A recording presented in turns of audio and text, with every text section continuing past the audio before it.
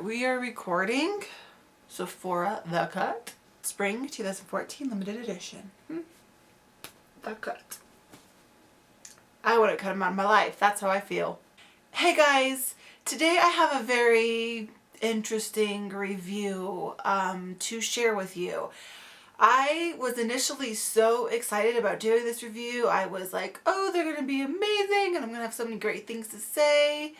And unfortunately, that's just not the case. I'm going to be sharing Formula X from Sephora, their limited edition spring collection for 2014, and it's called The Cut. And I haven't purchased any Formula X polishes before. And I was in Sephora the other day and I was honestly scoping all of the different polishes that they have because I wanted to buy one. Everyone raves about how great the new polishes are from Sephora, so I really wanted to try one. But I was having a problem picking out a color because, you know, I have such an expansive collection already that it was hard to find a color that I didn't have something similar to, or, you know, nothing was really catching my attention and really screaming at me, buy me, buy me. And then I noticed on the top that there was the spring collection, and I immediately fell in love with all 5 shades. I thought they were all gorgeous. They were all so perfect for spring. They all complemented each other well. I just loved everything about the colors. Some of them aren't the most unique colors, but I still I don't know what it was. I just fell in love with them. And I did something that I've never done before. I bought all 5. I spent almost $60 after tax on 5 nail polishes because they were $10.50 a piece plus tax. That is so much money in my opinion. Like, I have never gone to Sephora or any high-end store for that matter and just gone and bought a whole bunch of polishes at full price. Like, that's something I never ever do because you guys know I'm a bargain shopper. I don't like to pay a lot of money for stuff. But I was so excited about these colors, and I've heard so many great things about the Sephora line, that I was like, it's a done deal. I want to go home. I can review them on YouTube, and I can have this amazing review about Formula X polishes and all this, right? And then I brought them home. So I think the best way to have this review kind of set up is, first I'm just going to show you the bottles and tell you the colors. I am not going to show you any swatches yet. I want to show you later when I kind of talk about my review because it'll make more sense to show them then. But first I'm going to go over all the colors, and then I will give you my thoughts on application. So there are, like I mentioned, 5 colors. There's 3 creams and there's 2 like pearl shimmery finishes. I think Sephora's website does a good job of describing the color, so I am just going to tell you how their website describes the color because I think it'll just be easiest that way. This first color here is called Dynamic, and this is described as an opaque light taupe. And I would agree with that. It's just a cream light taupe. This next one is called Over the Top, and this is described as an opaque light green yellow, and I would agree with that, but I think that it leans more on the yellow side. It has a lot of yellow undertones in it. This next one is called Alive, and is described as an opaque light peach pink, and I would agree with that. I would call it more on the pink side than peach though, but it is a very light pinky peach color.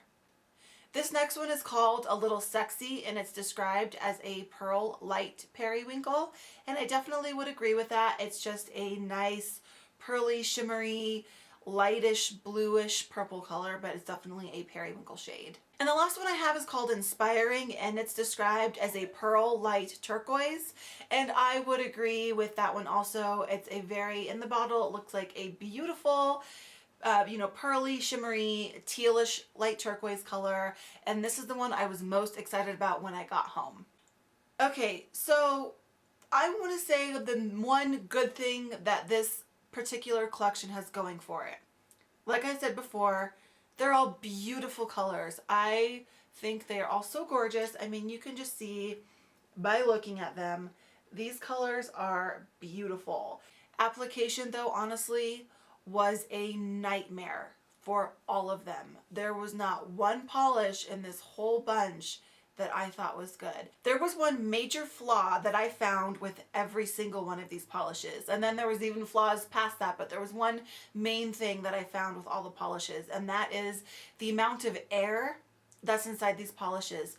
I had bubbles galore in every one of these polishes. And at first I thought it was maybe my base coat. It was reacting weird to it. So I tried a different base coat. And then I thought that maybe it was my top coat. So I tried different top coats. I mean, I think I tried 3 different base coats and 4 different top coats. And I had this same exact problem with all of it. So then I decided, okay, I'm just going to try it without base coat, without top coat. And I didn't have as much bubbling, but I still had bubbling even without base coat and out top coat. It was, I don't even know what to tell you. It was awful. So in some of the pictures you're gonna see do have top coat and some don't have top coat. They are labeled accordingly to let you know which ones do and don't. Before I show you my pictures, I want to mention that after I started doing my swatches, I stopped caring about cleanup and I stopped caring about hydrating my skin and stuff to make it look better for my pictures, because the formula was so bad and the polish itself was looking so bad. I really didn't care about the cleanup and I really didn't care about hydrating my cuticles and stuff after, because it looked bad anyway. So I didn't want to spend the time when I was just trying to play around with it. So I apologize, my pictures aren't the best and you're going to see dry skin and some polish on my skin and stuff like that. But I just stopped caring. It was not worth it to make my hands look that great when the polishes and the manicures turned out awful anyway. The ones with top coat and base coat are a lot worse than the ones without it, but still I bubble no matter what. So the only thing I can think of is that you have to use the Sephora Formula X base coat and top coat with these. But if I mean, and you guys can tell me if I'm wrong, but I don't remember hearing anything about how you have to use their system with it. I mean, I know obviously they sell that system, but I don't think it's ever been advertised that you have to use Formula X polishes with their base and top coat. That's the only thing I can think of as to why I'm having so many applications with the bubbling. One thing that was weird is I didn't get like hardly any bubbling on my swatch sticks. Those actually came out pretty good. But on my fingers, it was awful. Completely awful. Like I said, I've tried every other way I could in terms of different base coats. I tried doing thick coats. I tried doing thin coats. I tried doing one really thick coat. That was awful. I mean, no matter which way I did it, it had bubbles. The only thing I have to say that seemed to work a little better is if I did one coat and then I let it dry like literally for 15 minutes and then I did my second coat. I didn't have as much bubbling that way. What I really noticed when it bubbled a lot is when I did one coat and then I went back, you know, just like 3 or 4 minutes later and tried doing my second coat. If that bottom coat was still wet, then it bubbled when it was drying on top of it. All of the polishes, it seemed like it didn't like to be layered on top of something wet. It wanted to be put on a very dry surface. These pearls, although beautiful, are streakier than streaky. You have to work so hard to get the brush strokes out of the polish. Now, as they dry, the brush strokes do disappear and it doesn't look quite so bad, but you kind of have to overwork these polishes to get a nice finish, and you kind of have to just float the brush on top. I mean, if you're putting a lot of pressure, you're going to have a lot of brush strokes. So you're going to have to float the brush on top of it to try to get as stroke free of a look as you can.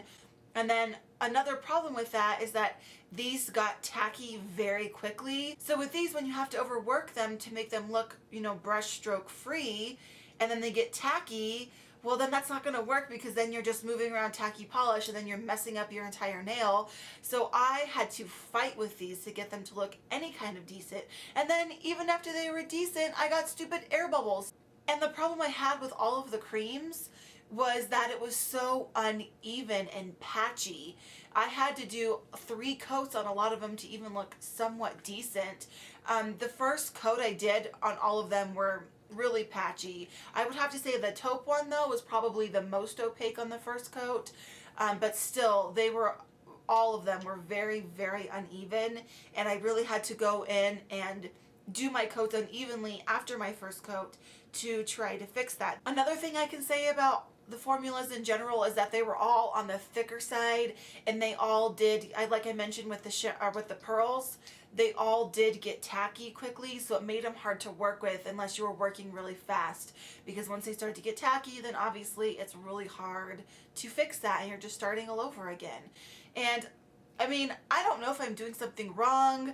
I highly doubt it. I have done a lot of nails and I have played around with a lot of polishes, and I personally can say I have never experienced anything like this. And the most upsetting thing of all is that I spent so much money on these, hoping they would be a great product, hearing all the great things that people have been saying about this line, and then I bring them home and I'm so disappointed. And honestly, they are some of the worst polishes I've ever worked with. I mean, I shouldn't have to be struggling this much to get a polish to look decent. I haven't really looked up any other reviews yet on these polishes. I know they just recently came out, so I don't know how many reviews are out there yet. So I don't know if other people are having these problems or if I just maybe got a bad batch or what happened, but on my experience, I can say run away, get a different color. You know, there's the normal line everyone says is great, so I don't know what they were doing with this spring collection. I don't get it. Don't buy them because they are not worth your money at all, especially for $10.50 a piece. Not happy, Sephora. I'm not happy. I really wanted to do a manicure with all of the colors and like do like some like cool geometric design and do like a different design on each finger, because I thought that these colors would be great for that. But I honestly don't even know if I can use a manicure with them. So that was my review. I wish I had amazing things to say. I had such high hopes for these polishes and they just did not work for me. So that's all I really have to say. You heard my problems. I don't recommend buying them, but you know, maybe it'll work for you. I don't know. Anyway, guys, thank you for watching. I appreciate it always. You know that. I really appreciate you coming to my channel and watching my videos. I hope that you're having a great day. I'll have my blog and all that kind of stuff listed below. And until next time, I'll see you guys soon. Bye.